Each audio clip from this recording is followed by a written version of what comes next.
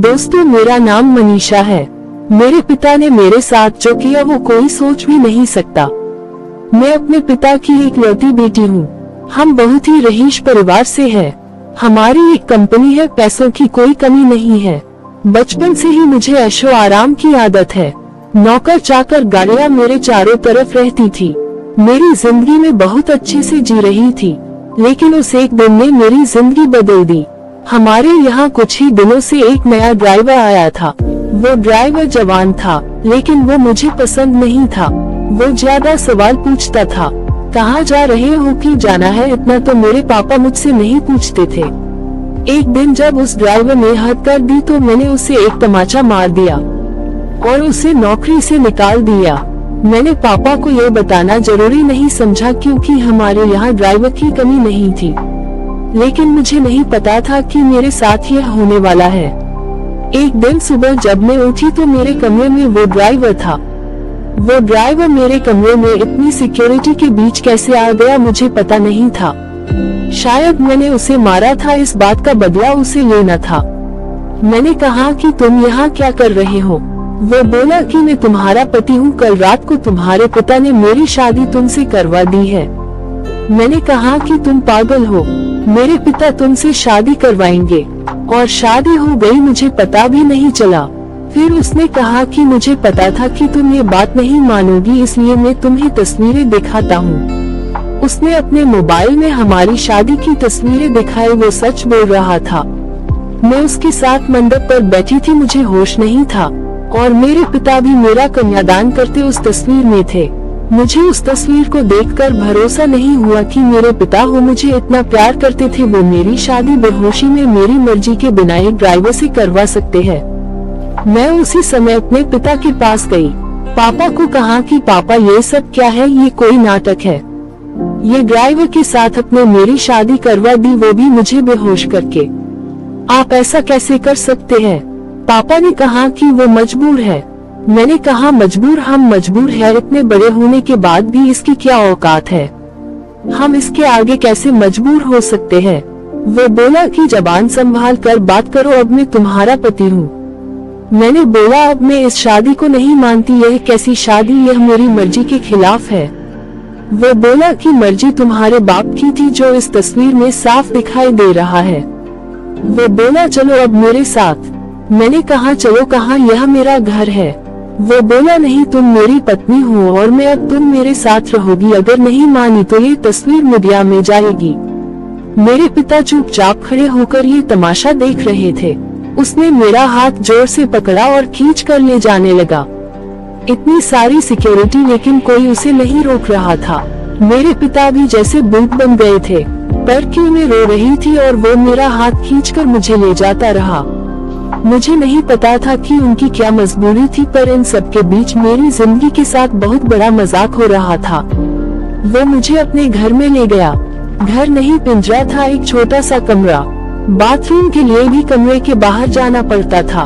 उसने मुझे कहा कि यही अब मेरा घर है, यहीं पर रहना है और खाना है।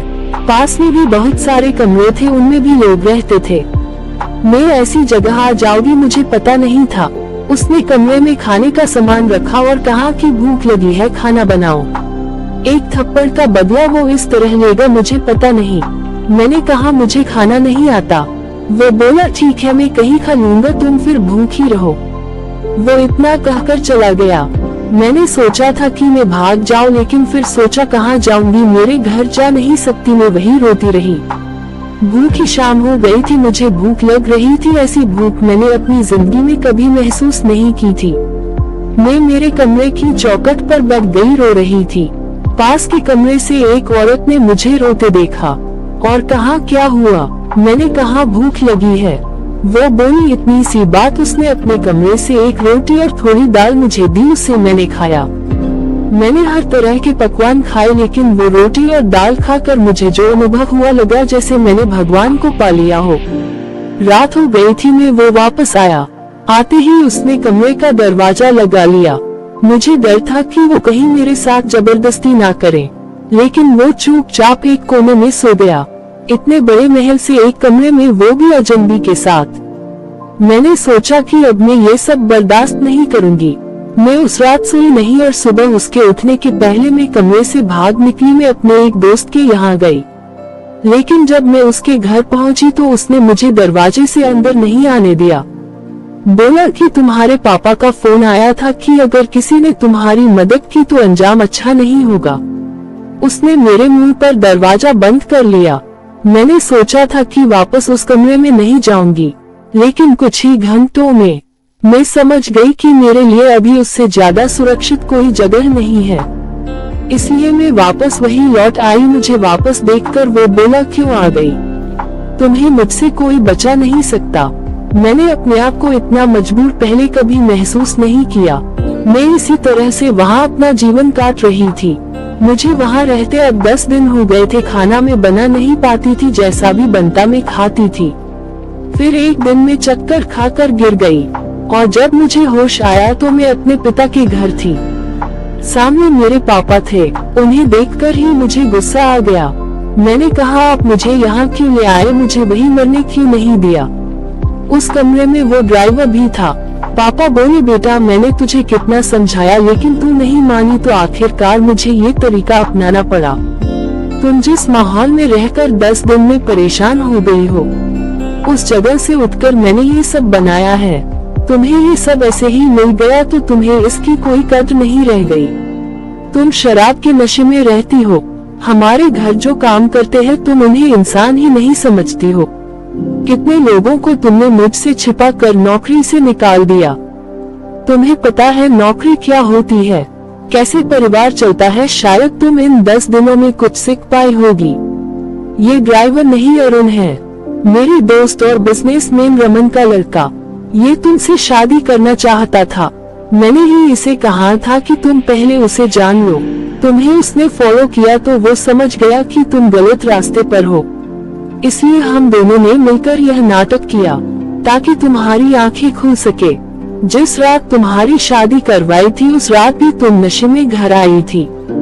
पैसे और जिंदगी की कद्र करो, सबके नसीब में यह नहीं होता है।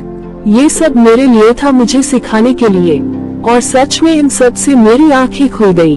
मैं एक नई इंसान ही बन गई। अरुण ने भी मेरा फायदा उठाने की कोशिश नहीं की। मुझे पता चल गया था कि वो मुझसे कितना प्यार करता है। पिता की ये सीख मुझे एक नया इंसान बना गई।